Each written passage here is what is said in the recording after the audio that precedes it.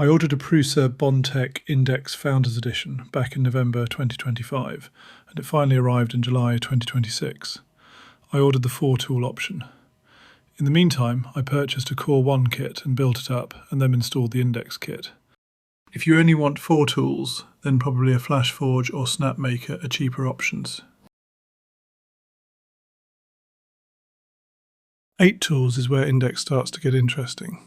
I did a DIY upgrade, and it's working very well so far.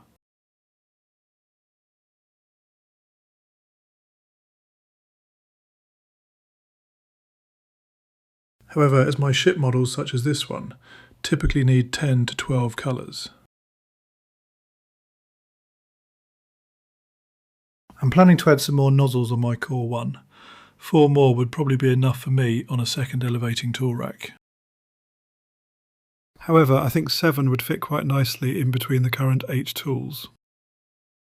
During tool changes, the overflow rack would drop down. And then move out of the way while the tool head is reheating. The additional tool rack would come down in front of the existing one and won't affect build volume. Firmware changes might be required, so I am planning to make some using Claude AI. If you want to follow my progress on this project, see the Prusa Community Forum or the Bondtech Discord. Links in the description.